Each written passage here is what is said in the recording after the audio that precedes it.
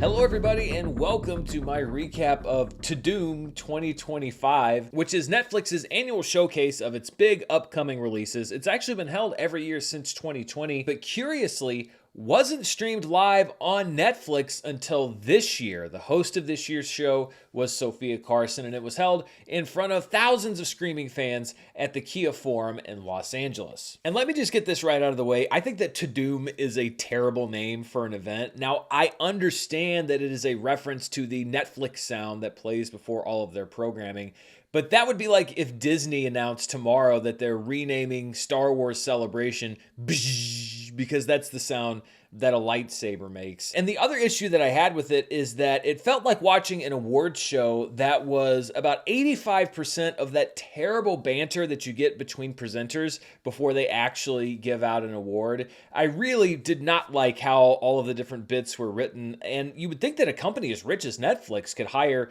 better writers for their show, but it was bit after bit after bit that was just like, oh my God, this 2-hour show, just show me the trailers and the previews that you want. Let's get in and out of here, because if you want to extend that time, you can, but you'd better make it worth it. And I don't think that they made it worth it. However, there were lots of big reveals, release dates, new trailers, etc. that did debut between terrible bits last night. So let's look at the biggest ones. Perhaps the most anticipated reveal was information about Stranger Things Season 5, and we did get release dates and a trailer, kinda. The banner headline is that Stranger Things 5 will be released in 3 separate drops: a 4-episode Volume 1 on the day before Thanksgiving, a 3-episode Volume 2 on Christmas, and the series finale on New Year's Eve, with all of those drops happening at 8 p.m. Eastern Time here in the United States. And the series finale will air about 9.5 years after the debut of Season 1. Keep in mind, this is a show that in-universe takes place between 1983 and 1987. The series will have spanned 4 different presidential administrations. That's more presidents than we had in the actual 1980s. I guess that's what a writer's strike and a pandemic will do for you. Now, when it comes to the release structure of this 5th season, as a fan of the show, I'm slightly annoyed because of the way that they draw out these final seasons. I mean, we've been waiting so long already, and then you drop them on the 3 biggest winter holidays: Thanksgiving, Christmas, New Year's Eve.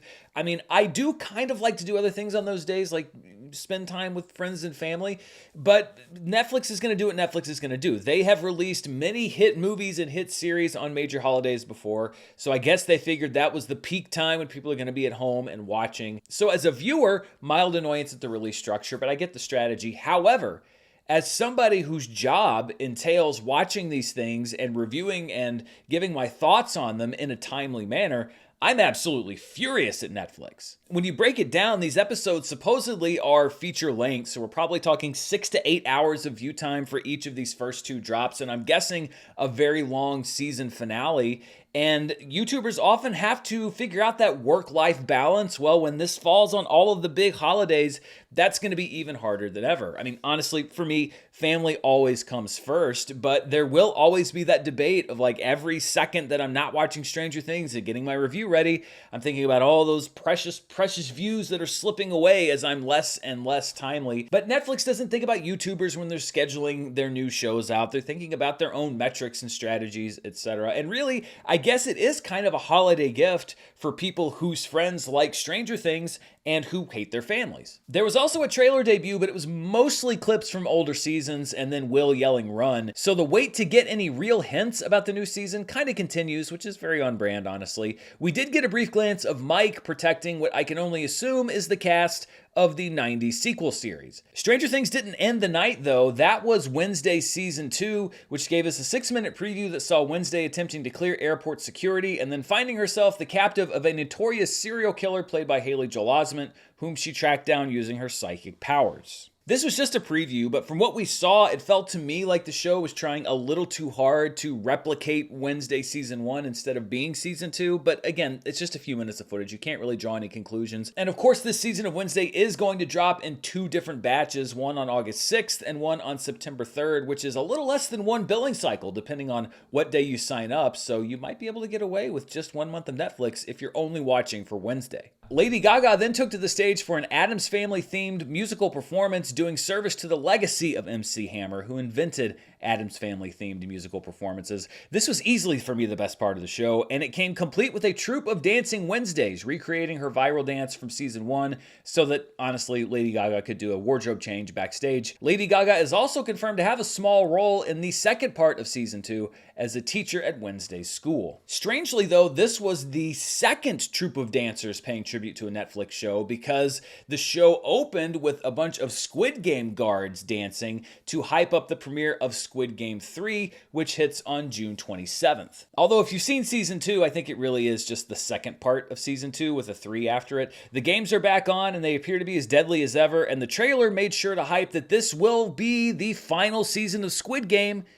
For now. I mean, nothing's ever really gone. One Piece fans were out in force at the Kia Forum last night, and they were very excited for any new information about the second season. They got an on-stage appearance of the main cast, which is cool, and then the debut of a much anticipated character from season 2 called Tony Chopper. I don't know the manga or the animated show, but the fans who do seem to be really excited by this. Other than that, we didn't really see any footage, and we only found out that the show was going to hit sometime in 2026, which will be about 3 years between the first season and the second season. And the creators of the show have said that optimally, they would like to do 12 seasons of One Piece. So at this pace, if they go the full 12 seasons, they should wrap up sometime around 2056, when the star of the show will be a sprightly 53 years old. On the movie front, we got previews of several of Netflix's big upcoming releases, including Wake Up Dead Man, a Knives Out mystery. The release date was revealed as December 12th this year, although there's no word on if it will ever hit theaters before or after that date.